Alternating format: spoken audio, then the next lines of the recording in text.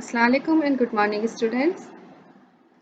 Biology for class 10 and topic is going on control and coordination. Today I am going to explain you about the parts of nervous system and the brain. Nervous system.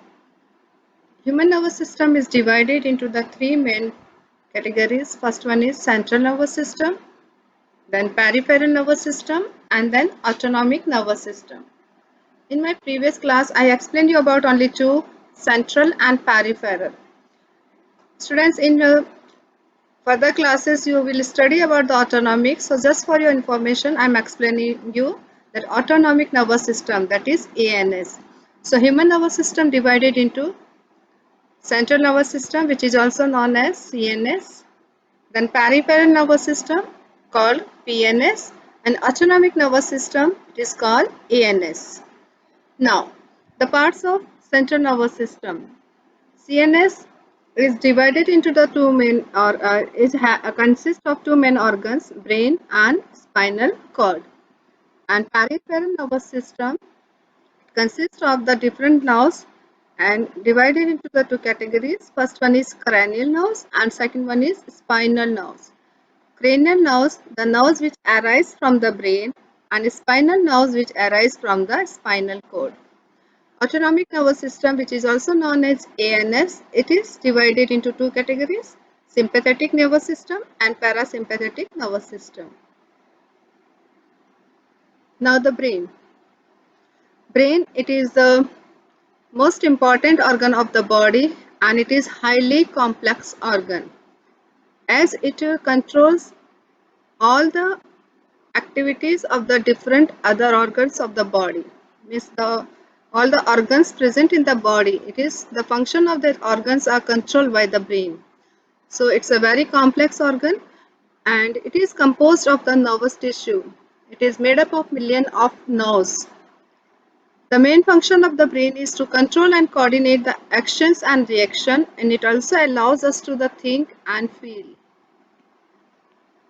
If you are thinking something now, it is all done by the brain. Okay. As it is very important organ, the protection of the brain is also taken care, and the brain is protected by the part of skeletal system, that is skull. So the first skull is present and the bones of skull is very hard, and below the skull there are the three layers, three membranes are present. These membranes are also known as meninges.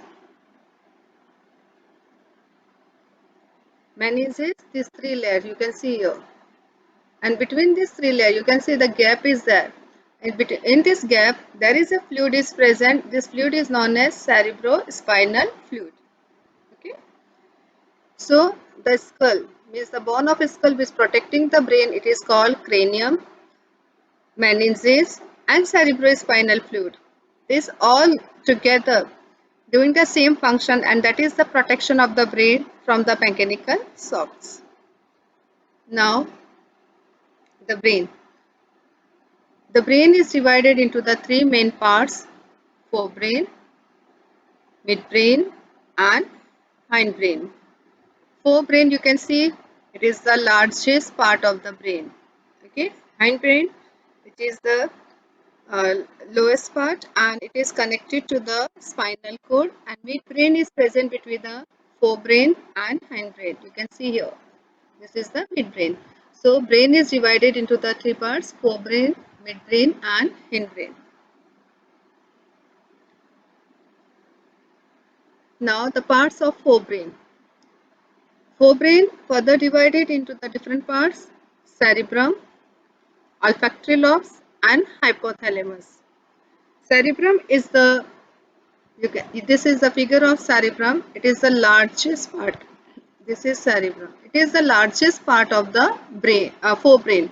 Okay, and at the brain also. And if you will see the cerebrum from the other look, you can see it is divided into the two lobes.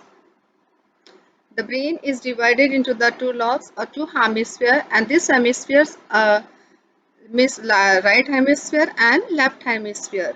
And these two hemispheres are connected by the nerve fibers, which is also known as corpus callosum. So the corpus callosum connect to the right and left part of the brain.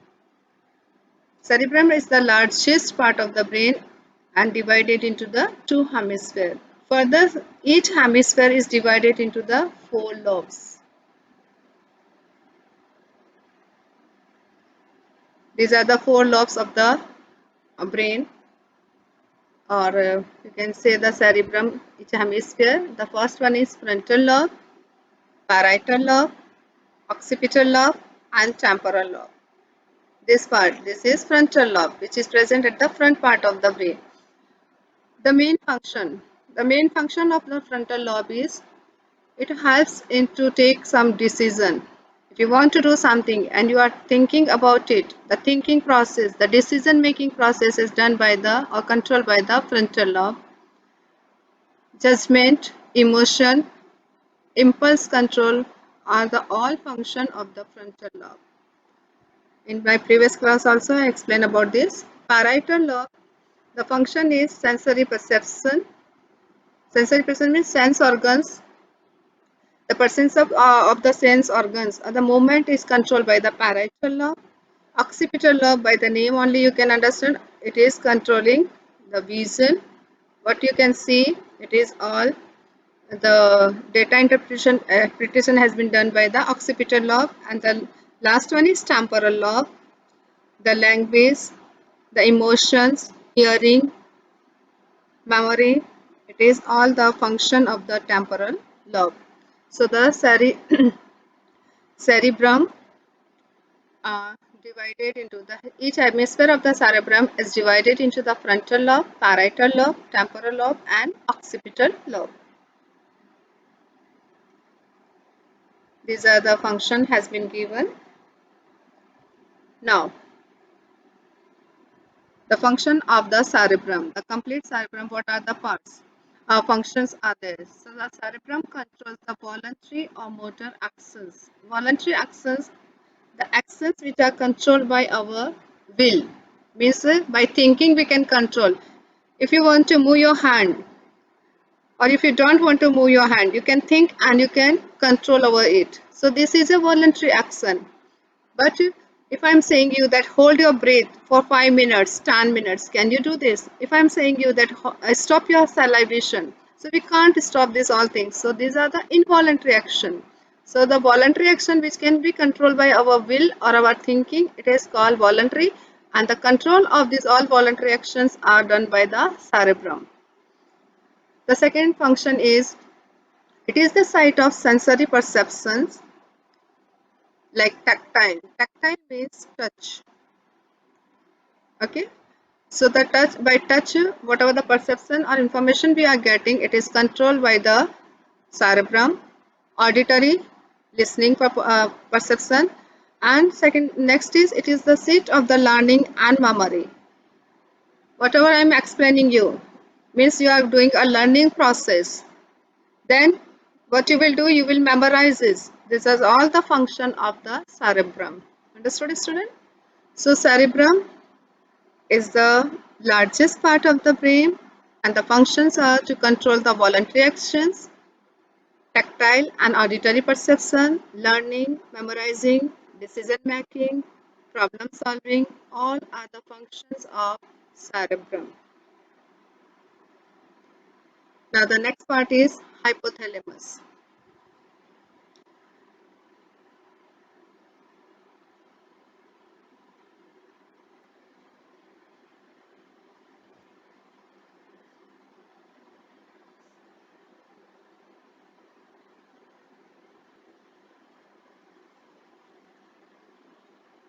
ना मैंने pause करनी pause नहीं हो रही है दिन आपसे कर रही हूँ कटू करना pause. Now the next part is hypothalamus. Hypothalamus lies at the base of the cerebrum. The main function of hypothalamus is it controls the sleep and wake cycle.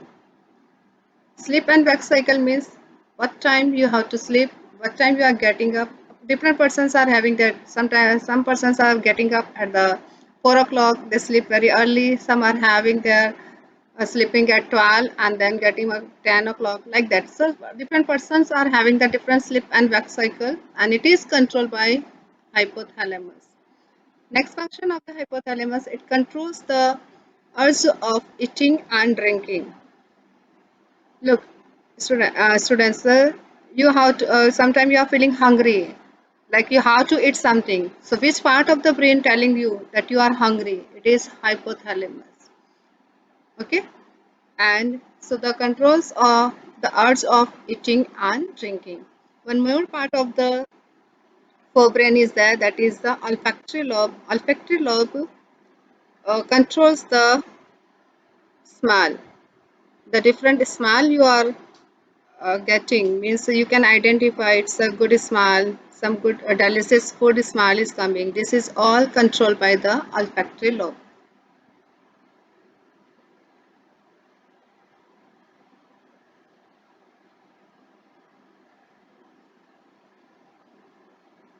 Now the next part of the brain is midbrain. Midbrain is located between the two region of the brain, that is the forebrain and hindbrain. And the main function of midbrain is the control. It controls the movement of the eyes, and second, it is controlling the auditory and visual pathway.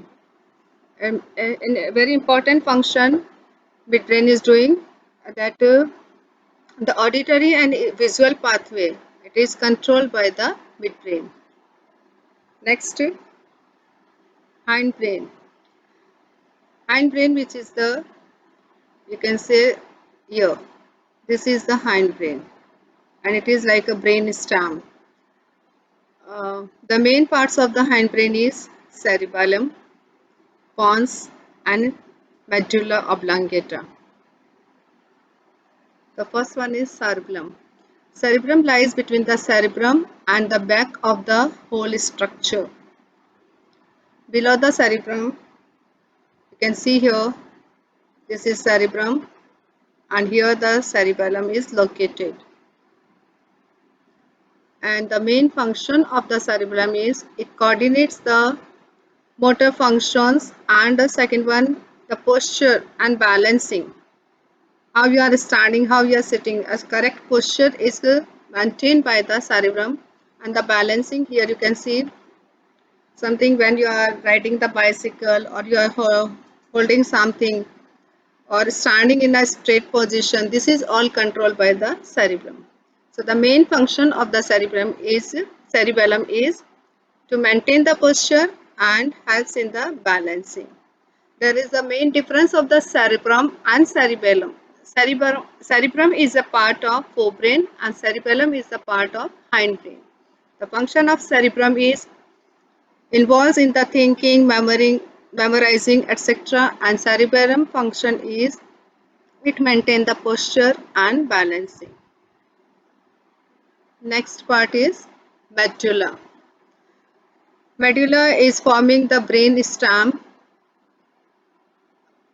You can see in this figure, this is medulla, and it is forming the brain stem along with the pons. Okay, so medulla forms the brain stem along with the pons, and it is lies between the brain and continues to the spinal cord, means it is connecting the brain and spinal cord. The main function of the medulla oblongata is it controls the involuntary action.